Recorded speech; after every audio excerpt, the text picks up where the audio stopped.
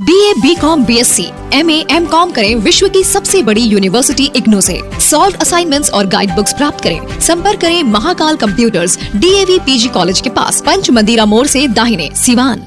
सरदर्द, मिर्गी, नशा, भूलने की बीमारी, अत्यधिक गुस्सा आना, घबराहट एवं नस की समस्याओं से अगर आप भी हैं परेशान तो मिलिए शहर के मशहूर साइकाट्रिस्ट डॉक्टर पंकज कुमार गुप्ता से। हमारा पता है डॉक्टर रामाजी चौधरी से 100 कदम पूरब, doctors colony Bahadiya road, Siwan. संपर्क नंबर 85 399 43 151।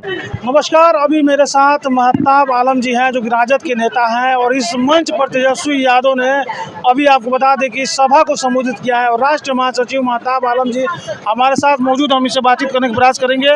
महताब जी, तेजस्वी यादव को सुनने के लिए जनता काफी देर से इंतजार कर रही थी। तेजस्वी यादव जब आए तो लोगों में काफी उत्साह दिख रहा था, क्या कहेंगे? देखिए, ये उत्साह जो है ना वो ये उस यकीन का है, जो यकीन उन्होंने जो कहा था वो डिलीवर जो किया, उस वजह से वो यकीन ये था कि जो उन्होंने कहा था कि मैं जैसी पहली कैबिनेट में आऊँगा तो मैं रोजगार का सृजन कर दूंगा, तो उन्होंने 5 लाख रोजगार का सृजन किया। इस वजह से यकीन था, युवाओं का जोश खरोश था, जाति जनगणना की बुनियाद पे जो उन्होंने कहा था उन सब डिलीवर किया। बाकी देश में ना नेताओं की कमी है ना नीति की कमी। देश में कमी है तो नेताओं की नीयत में कमी है। नीयत में जुमला बोल के वो जुमला जो वादा करके वो जुमले में बदल जाते हैं लोग रोजगार का वादा करते बोलते पकौड़ा तलिए उसमें।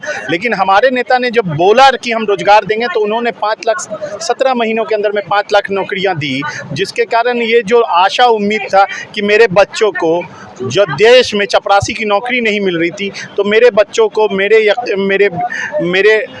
भविष्य को अगर कोई उज्जवल कर सकता, सुदृढ़ कर सकता, वो तेजस्वी यादव था। इस यकीन के लिए वो यहाँ पे भीड़ थी। तेजस्वी यादव जब मंच से लोगों को संबोधित कर रहे थे तो बीजेपी में काफी हमलावर नजर आ रहे थे, क्या लग रहा है आखिर इतना हमलावर होने का क्या मतलब? अरे हमलावर उन पे नहीं होंगे तो आप पे होंगे क्या? हमारी लड़ाई सामने है। हाँ, हमारी लड़ाई जिन लोगों से है वो भारत के संविधान को ख़त्म करने के लिए लगे हुए हैं। हमारी जो लड़ाई है वो भारत के लोकतंत्र को ख़त्म करने, ये जो देश का जो आपसी जो मोहब्बत का ताना बाना है उसको ख़त्म करने के लिए लगे हुए हैं। उन लोगों को अगर उन लोगों पे अगर उनका क्वेश्चनिंग नहीं होगा तो किसी और पे थोड़े होगा। देश में जिस तरह का हाहाकार मचा हुआ है वो सिर्फ और सिर्फ नरेंद्र मोदी की सरकार की वजह से। आपको पता होना चाहिए नरेंद्र मोदी ने जिस लोगों को अभी टिकट दिया है, प्रज्वला रवन्ना नाम का एक व्यक्ति को टिकट दिया कांग्रेस का, और वो टिकट लिया, वो बीजेपी का 3000 रेप किया 16 साल से लेकर 65 साल की महिलाओं के अंदर का, और 3000 लोगों का रेप करके उसने एक सीडी बनाई और उसके वजह से ब्लैकमेल करता था। वो लोगों के बीच में है। वैसे मानव रूपी असुर को ये लोग जगह दे रहे हैं अपने, तो हम लोग उन पे हमलावर होंगे, बताएंगे उनकी काली करतूत की काली सरकार, भ्रष्ट नीति की भ्रष्ट सरकार, इन सबको उखाड़ के फेंकने के लिए हम लोग एकजुट हुए हैं। क्या लग रहा है जनता के बीच क्या माहौल है, क्योंकि कल चुनाव होने वाला है, तीसरे चरण का, 2 चरणों का चुनाव हो गया है। तेजस्वी जी ने कहा है कि जो भी 2 चरण में चुनाव हुए हैं लगभग सभी सीटें हम जीतने जा रहे हैं। ऐसे में कल तीसरा चरण का चुनाव होने जा रहा है, लेकिन दूसरी तरफ अमित शाह कह रहे हैं कि हम लोग लगभग 100 सीट पे चुनाव जीत चुके हैं। अमित शाह की जो बातें हैं वो बातें बड़ी अनोखी और निराली है। अमित शाह वही हैं जो इससे पहले उन्होंने कहा था कि 15 लाख रोजगार देंगे, 15 लाख रुपया हर एक लोगों के अकाउंट में देंगे, और उन्होंने वादा को डिलीवर नहीं किया, वादा करके बोले ये तो जुमला है। तो ये 100 वाला भी आंकड़ा उनके लिए जुमला है। तो आप इन बातों पे यकीन नहीं, जनता का वेव देखिए, जनता का माहौल देखिए, जनता जिस तरह से गरीब पिछड़ा अकलियत, दबे कुचले अशोषित वंचित लोग जिस तरह से रोड पे निकल के ईवीएम की बटन को चीख के दबा रहे हैं, और तो आपको समझ में आ रहा है ये महंगाई की मार की वजह से लोग एकजुट हैं। वोट डालने जा रहे हैं बिहार में जिन सीटों पर चुनाव है, क्या करेंगे? मैं उन लोगों से अपील करना चाहूँगा कि आप वोट देने से पहले एक बार सोच लें कि प्रज्वल रवन्ना के बारे में समझ लें। आप उनसे बिल्किस बानो की याद कर लें। आप याद कर लें कि जो 2000 के नोट को 7 साल नहीं चला सके वो आगे वाली गवर्नमेंट को क्या चलाएंगे।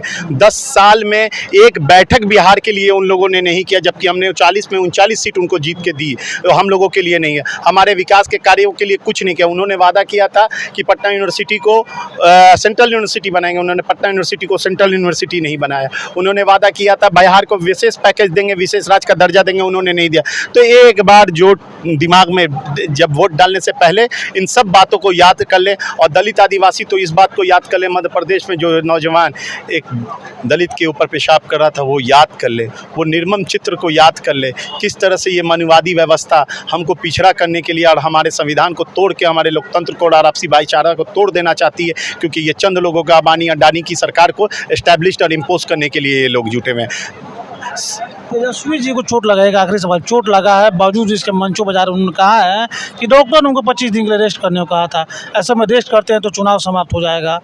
तो जिस तरह से स्ट्रगल तेजस्वी यादव करते हुए नजर आ रहे हैं, क्या लग रहा है जनता के बीच स्थापित हो पाएंगे 2025 के लिए? देखिए, यही बात मैं आप लोगों ने विजुअल लिया भी होगा, जैसे भैया आए तो मैंने भी उनसे यही सवाल किया कि भैया आपको तो काफ़ी दर्द हो रहा है, तो बोले कि मेहताब ये मेरा जो दर्द है ना, मतलब सबके बीच में सब लोग देखे भी होंगे आप लोग, ये मेरा दर्द उन बेरोज़गार युवाओं के दर्द के सामने कोई दर्द नहीं।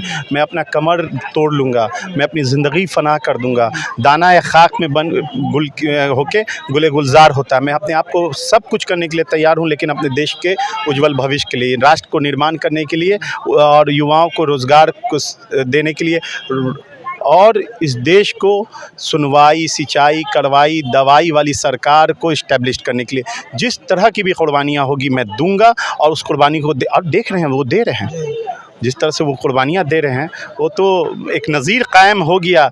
आप इसको नज़ीर कायम हो गया।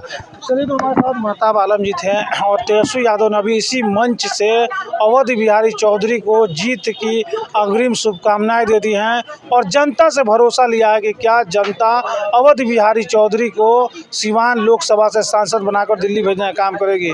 ऐसे में अब जब 25 तारीख को चुनाव होंगे और 4 जून को जब चुनावी नतीजे आएंगे तो देखना दिलचस्प होगा कि सिवान की जनता ने किसे जिताकर अपना सांसद बनाया है। ऐसे तमाम खबरों के लिए देखते